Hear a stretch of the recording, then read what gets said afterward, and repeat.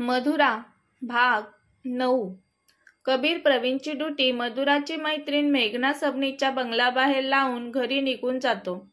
तो घरी निघून गेलेला कारण दुसऱ्या कोणाच्या घराबाहेर असा किती वेळ थांबणार होता तो स्वतः. घरी गेला तरी मनातील तिचे विचार मात्र काही केल्या जातच नव्हते.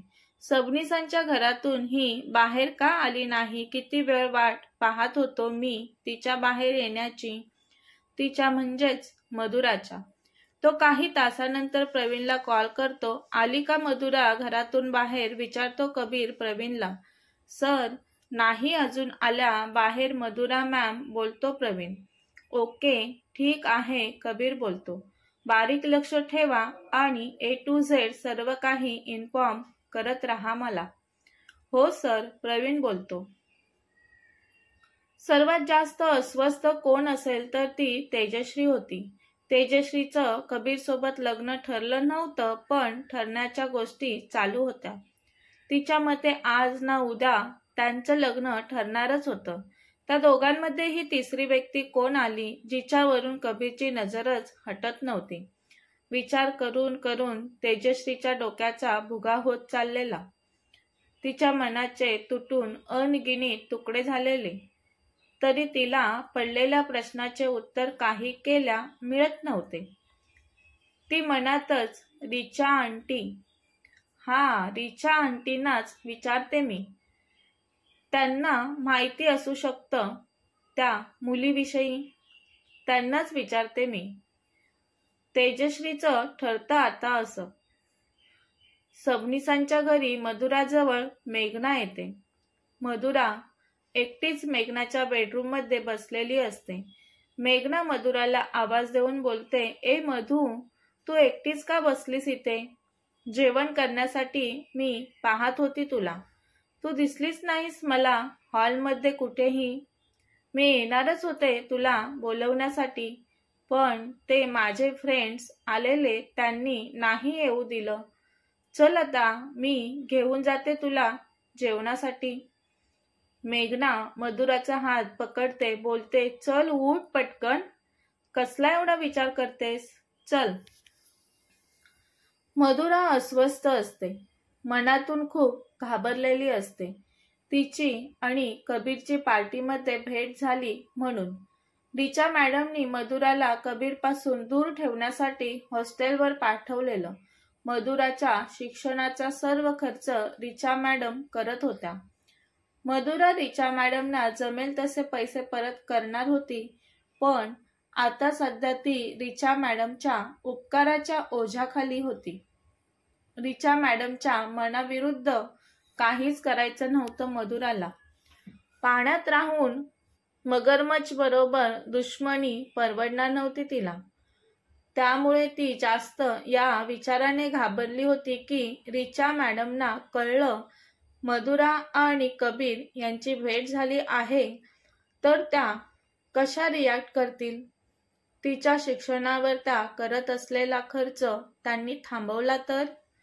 या विचाराने मनातून हादरते ती. नाही, असं नको व्हायला. आता तर हत्ती गेला आणि शेपूट राहिलं अशी स्थिती होती मधुराच्या शिक्षणाची. पण त्या शेपटा एवढं मधुराचं बाकी असलेलं शिक्षण पूर्ण व्हायच्या आतच रिचा मॅडमना कळलं कबीर आणि मधुराची भेट झाले तर त्या माझं शिक्षण अर्धवट ठेवतील आणि मुंबईतून गावालाच पाठवून देतील परत. अशा काहीशा विचाराने ग्रस्त असते ती. तेव्हाच मेघना मधुराचा हात पकडून तिला जेवणासाठी घेऊन जात असते. मधुरा पटकन मेघनाला कवळा मारते आणि रडू लागते. ते पाहून मेघना आवाज देते, मधू, ए मधू, काय झालं तुला? तुला कोणी काही बोललं का बाहेर पार्टीत? मेघना आता मधुराच्या खांद्याला पकडून समोर उभं करत मधुराला विचारते.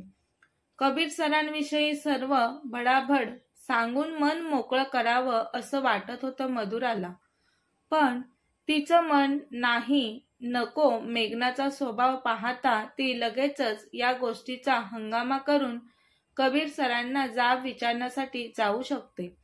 म्हणून मधुरा तिच्या स्वतःच्या मनाला आवर घालत मेघना विचारत असते मधुराला, काय झालं मधू? म्हणून ती काही नाही, असंच थोडं एकटं वाटलं म्हणून बोलते. मेघना बोलते, वेडी कुठली, तू एकटी कुठे आहेस? आम्ही आहोत ना सगळे. चल वेडी, जेवण कर. बोलत मेघना मधुराच्या हाताला पकडून मधुराला जेवणासाठी घेऊन जाते. त्या दोघींचं जेवण झाल्यावर त्या पुन्हा मेघनाच्या बेडरूममध्ये येऊन झोपतात. आज रात्री मधुरा जाणार नव्हती हॉस्टेलवर. उद्या सकाळी लवकर जाणार होती ती. पार्टीमुळे थकलेल्या असतात त्या, म्हणून शांत झोपून जातात. दुसऱ्या दिवशी सकाळी लवकर मधुराला जाग येते. ती तिचं आवरून मग नंतर मेघनाला उठवते. ए मेघना, उठ, मला निघायचं आहे हॉस्टेलला जाण्यासाठी. मधुरा मेघनाला उठवत बोलते. खूप झोप असते मेघनाच्या डोळ्यांवर. ती, ए मधू, प्लीज झोपू दे ना मला. तू उशिरा गेलीस तर नाही का चालणार? नाही ग मेघना, मला कॉलेजला जायचंय. आणि तू नाही येणार का आज कॉलेजला? मेघना डोळे चोळतच बोलते. उठते ती. तू पण ना मधू, वाट लावलीस माझ्या झोपेची. आलेच मी फ्रेश होऊन, बोलते आणि बाथरूमकडे जाते. मेघना तिची स्कूटी घेऊन सोडायला निघालेली मधुराला हॉस्टेलवर. मधुराची हॉस्टेलवर प्रेझेंटी लावून मग कॉलेजला निघून जाणार होत्या त्या दोघी. त्या घराबाहेर पडतात. कबीरचा डिटेक्टिव्ह प्रवीण होताच मेघना सबनीच्या घराबाहेर मधुराची वाट पाहत.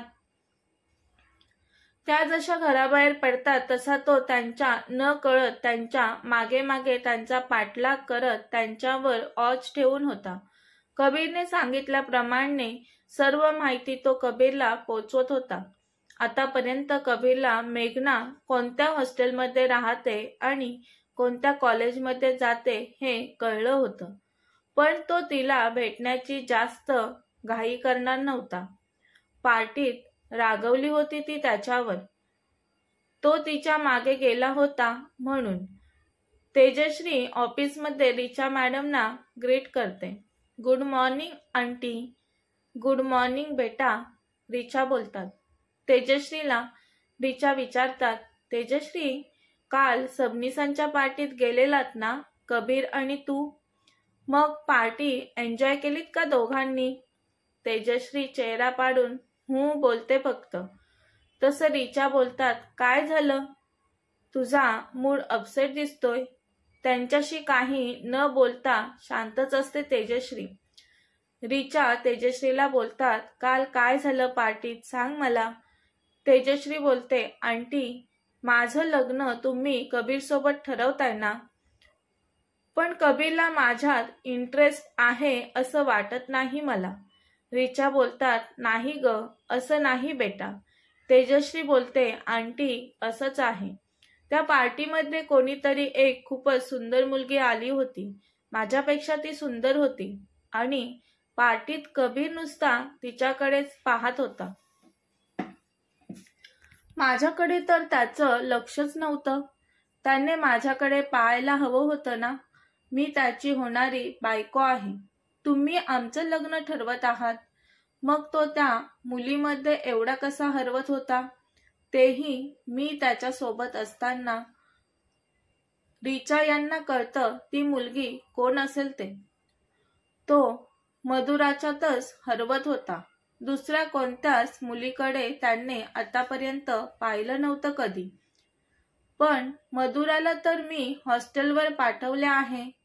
मग ती सबनीसांच्या पार्टीत कशी काय जाऊ शकते?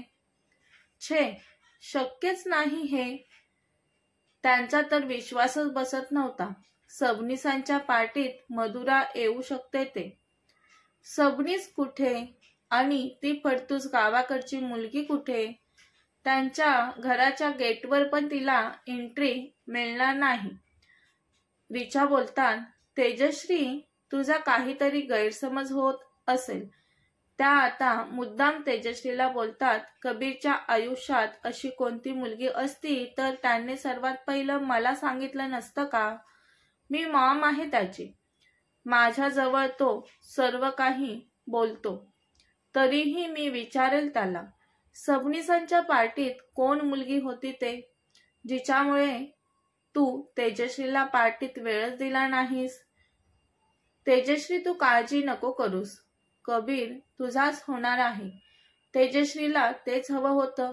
ती रिचांना बोलते, मॉम, मला माहिती आहे तुम्हाला मी सून म्हणून हवी आहे, पण कबीरचं काय? त्याला मी आवडते का मनापासून बायको म्हणून? रिचा बोलतात, तेजश्री, कबीर आवडतो ना तुला? मग त्यासाठी तुलाही मेहनत घ्यायला नको का? प्रेम करतेस ना तू कबीरवर? तू तुझ्या मनातील तुला पडलेले प्रश्न विचारू शकतेस त्याला. तू होणारी बायको आहेस त्याची. जा, आत्ताच असेल तो त्याच्या केबिनमध्ये, बोलून घे त्याच्याशी. तेजश्री बोलते, ऑफिसमध्ये मी बोलू त्याच्याशी? आवडेल का त्याला ऑफिसमध्ये पर्सनल गोष्टीवर बोललेलं? रिचा बोलतात, का नाही आवडणार? तू बोलून बघ ना. जा जा पटकन, हे काम राहू देत. तेजश्री ओके ठीक आहे बोलून जाते कबीरच्या केबिनकडे. ती कबीरच्या केबिन बाहेर उभी राहून दरवाजावर नॉक करते. तो यस कमिंग बोलतो. तिला आलेलं पाहून तो बोलतो, तेजश्री, बरं झालं तू आलीस. मी कॉल करणारच होतो तुला, तर तूच आलीस. अगं, ही फाईल घे आणि शांततेत निवांत वाच. आपल्याला या प्रोजेक्टवर काम करायचं आहे. मी डील साईन केले. मला खूप आवडला हा प्रोजेक्ट. माझ्या कंपनीला भरपूर प्रॉफिट मिळवून देणारा प्रोजेक्ट आहे हा. तुझ्या कंपनीला पण फायदा आहे. तू वाचून बघ, मग येईल सगळं तुझ्या लक्षात. तेजश्री बोलते, कबीर, थांबशील का जरा? मी कामाविषयी नाही बोलायला आले तुझ्यासोबत. मला आपल्या लग्नाविषयी बोलायचं आहे. तू माझ्यासोबत लग्न करणार आहेस की नाही? तू माझ्यासोबत लग्न करणार आहेस या आशेवरच मागील 1 वर्षापासून मी तुझ्यासोबत काम करत आहे. कबीर तर तेजश्रीकडे पाहतच खुर्चीवरून उठून उभा राहतो. तेजश्रीला लग्नासाठी हो बोलेल का कबीर? तुम्हाला काय वाटतं? नक्की कमेंट करा. कथेचा पुढील भाग पाहण्यासाठी चॅनलला सबस्क्राईब करा. कथा आवडल्यास लाईक आणि जास्तीत जास्त शेअर करा, जेणेकरून व्हिडिओ व्हायरल होण्यास मदत होईल. धन्यवाद.